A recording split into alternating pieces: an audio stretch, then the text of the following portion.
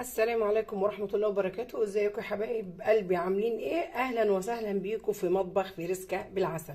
احنا النهاردة يا حبايبي هنعمل كوسة بسيطة خالص، ما فيش اي تعقيدات زي احنا ما اتفقنا مع بعض.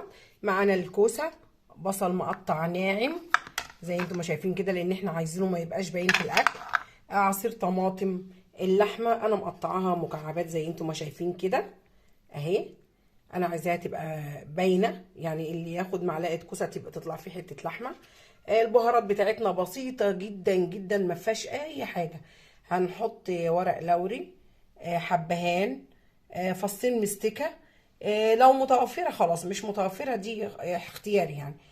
بهارات مشكله او 7 بهارات، فلفل اسود، ومعانا الملح بس مش هنضيف الملح دلوقتي لما اللحمه تستوي شويه، وتوم مفروم زي انتم ما شايفين. هنبقى مع بعض وهنعمل الاكله بتاعتنا البسيطه الجميله بدون تعقيدات وبسيطه جدا. ويلا بينا نشوف احنا هنعمل ايه. حبايب قلبي، انا حطيت الحله بتاعتي على النار.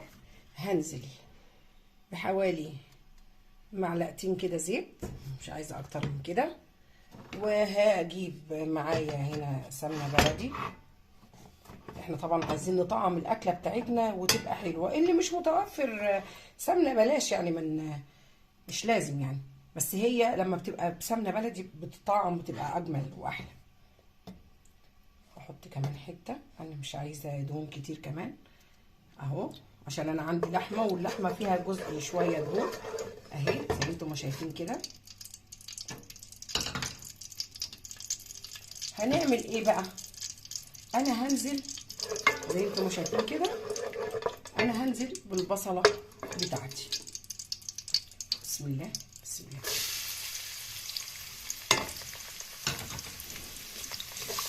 اشوح البصله بتاعتي لغايه بس ما اللون البصله تدبل بس، ونشوف احنا هنضيف عليها ايه بعد كده.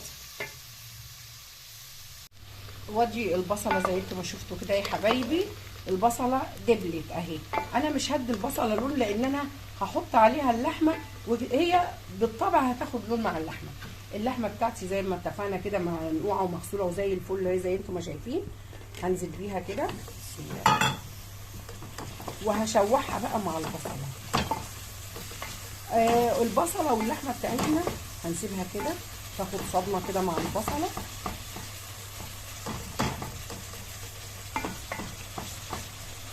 هتبقى على نار عاليه. ليه؟ لان انا مش عايزه اللحمه تبك ميه، تبقى على نار عاليه. هعمل ايه بقى واللحمه بتاعتي كده على النار؟ هنزل بورقتين لورا،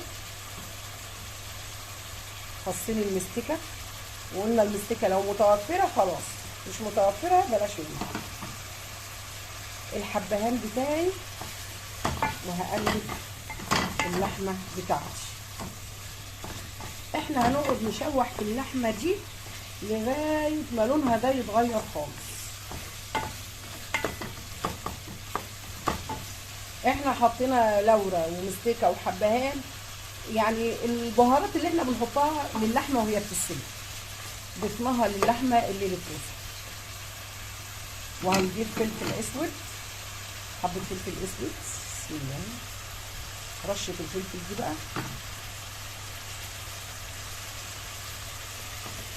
الله على الريحه، الله عسل، والله الريحه طالعه عسل. لسه احنا بقى ايه كده، لسه في اول اكلتنا الحلوه البسيطه الجميله ومع بعضينا كده، ونشوف الكوسه احلى كوسه هتعملها باللحمه.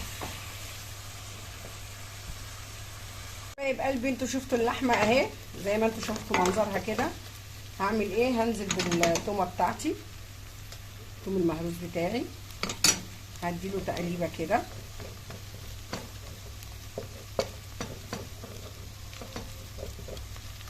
ده والله اللحمه ريحتها تحفه، عايزه اكلها كده بس نيه للاسف.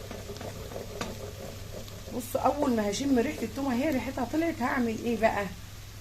هروح ايه، انا عندي شويه كزبره ناشفه اهو، نضيفها كده معاها ونديها تقليبه. كل الحاجات دي بتطعم وبتخلي الاكل عسل زي ما بيقولوا اخواننا كده العرب. يا ويلي يا ويل قلبي يا ويل قلبي، ايه الجمال، ايه الجمال ده.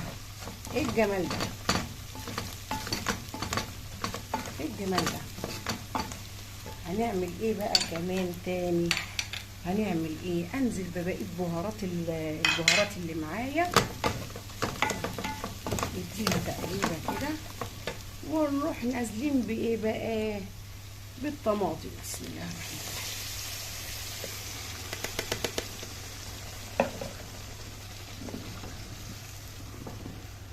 احنا زي ما اتفقنا ما ضفناش الملح لسه. انا عايزه اللحمه دي تستوي حوالي يعني 95% كده، وبعد كده نبقى نضيف الكوسه. لازم اللحمه الاول تستوي، فمش هنضيف الملح لانه بيأخر عمليه السوا.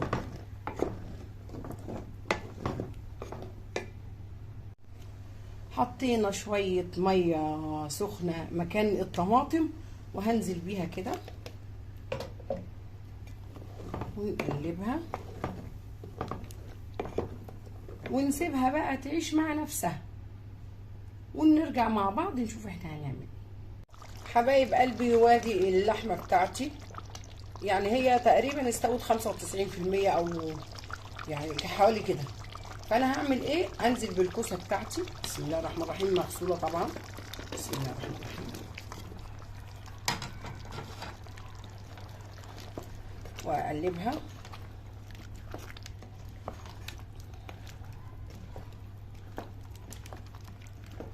مش قادره اقول لكم والله على الريحه، يعني جميله جميله جميله.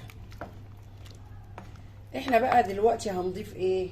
هنضيف الملح بتاعنا. بسم الله الرحمن الرحيم.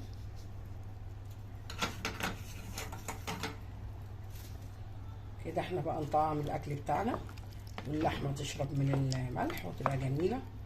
مش قادره اقول لكم على الريحه وعلى جمالها. عسل. نديها غلوه كده.